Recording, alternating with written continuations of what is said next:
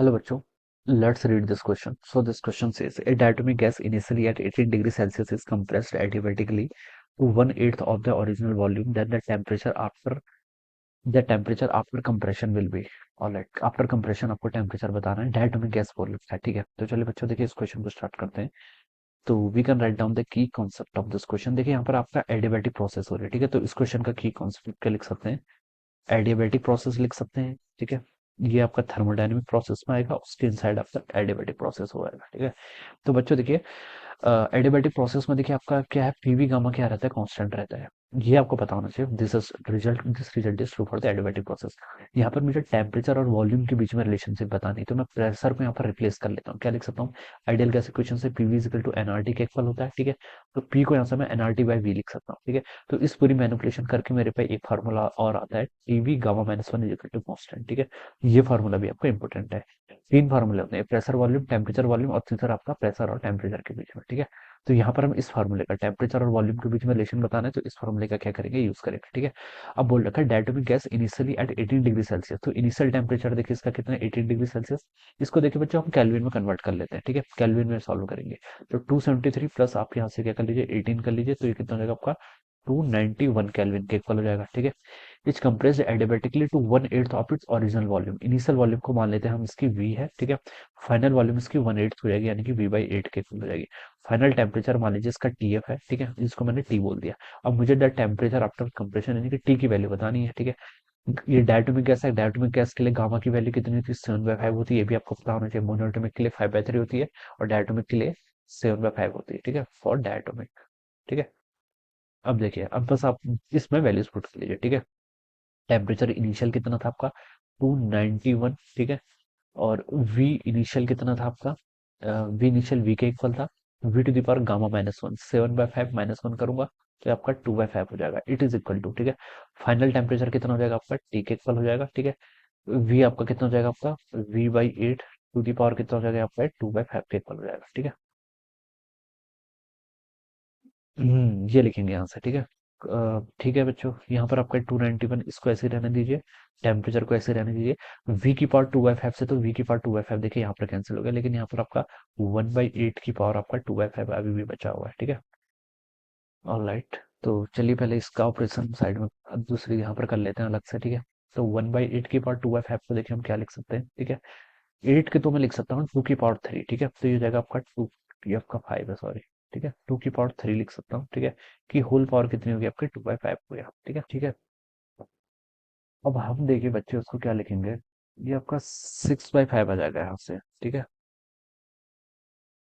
इसको सॉल्व करने का ऐसे ही सॉल्व करना पड़ेगा, ठीक है। 1/8, ठीक है।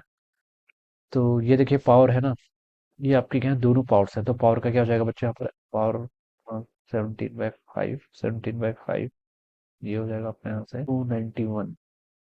ऑलराइट, 291 5/2। इसको हम देखिए बच्चों और किसी और तरीके से भी लिख सकते हैं। और टेम्परेचर फाइंड आउट करना है मुझे, टेम्परेचर को मैं यहाँ से लिख सकता हूँ कितना, 291 तो ऐसे ही रहेगा, ठीक है।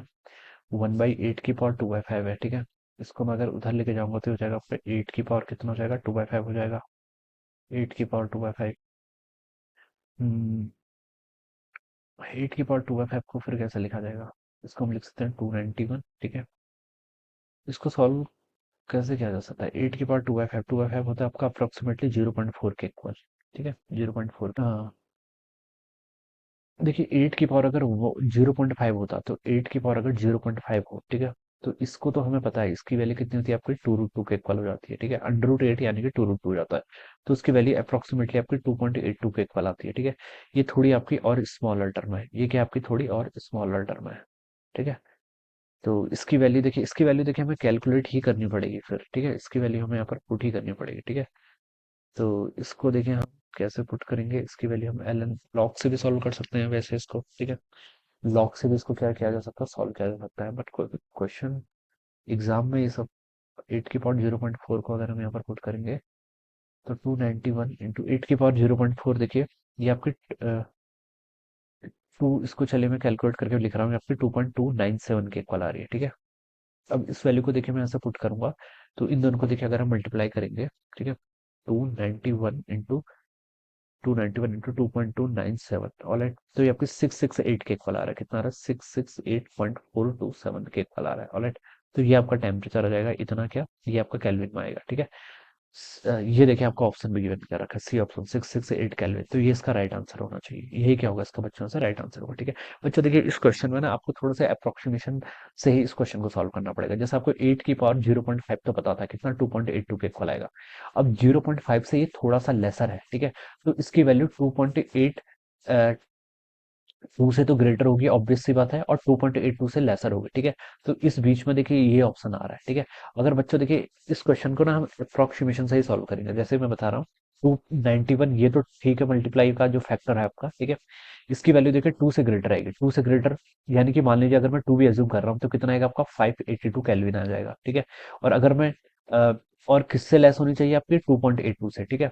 तो 291 into 2.82 करेंगे तो इसकी इससे जो वैल्यू आ रही है, देखिए इससे जो आपकी वैल्यू आ रही है, इसको भी मैं कैलकुलेट कर लेता हूँ। 2.91 into 2.82, ये आपकी 820 कितनी आ रही है देखिए, 820.62 केल्विन के इक्वल आ रही है, ठीक है। 291 इंटू क्या आपका 2.82 की वैल्यू, ठीक है। तो इन दोनों के बीच में ही आपका लाई करेगा, ठीक है। इन दोनों के बीच में केल्विन में लाई करना चाहिए। तो देखिए सी वाला ऑप्शन ही ऑप्शन आ रहा है इसका, ठीक है। सी वाला ऑप्शन आ रहा है, तो यही इसका राइट हो जाएगा, ठीक है। देखिए ये वैल्यू आपको ना क्वेश्चन गिवन रहेगी वैसे, अदरवाइज इसको भी 273 से इसको अगर हम केल्विन में कन्वर्ट करेंगे तो उसमें 273 ऐड करेंगे, तो ये तो देखिए बच्चों आपकी वैल्यू बहुत आगे चली जाएगी, ठीक है। मतलब ये कितनी जा रही है, 7 3 10, 8 7 5 16, 1160 केल्विन आ रही है, ठीक है। तो ये तो बिल्कुल भी इनके नियरेस्ट नहीं है, तो ये तो हो नहीं सकता, ठीक है। और अगर मैं इसको देखिए केल्विन में कन्वर्ट करूं, ठीक है, तो ये वैल्यू भी देखिए आपकी 417 केल्विन के इक्वल आ रही है, ठीक है। तो ये भी नहीं हो सकता, ठीक है, क्योंकि रेंज तो आपको पता चल गई ना, 582 से इसके बीच में लाई करनी है। तो ये ऑप्शन भी आपका बिल्कुल नहीं हो सकता, ये ऑप्शन भी बिल्कुल नहीं हो सकता, ठीक है। और ये ऑप्शन तो हो ही नहीं सकता, ये 373 केल्विन के इक्वल आएगा, ठीक है। तो बच्चों देखिए ऑप्शन की रेंज से भी, अगर आपको इसकी वैल्यू एग्जाम में गिवन नहीं है तो आप रेंज से ही इस क्वेश्चन को सॉल्व करेंगे। This is the only way to solve this problem, alright. तो इस तरीके से इस क्वेश्चन को सॉल्व किया जाएगा। So I hope you all understood this concept. All the best and thank you so much.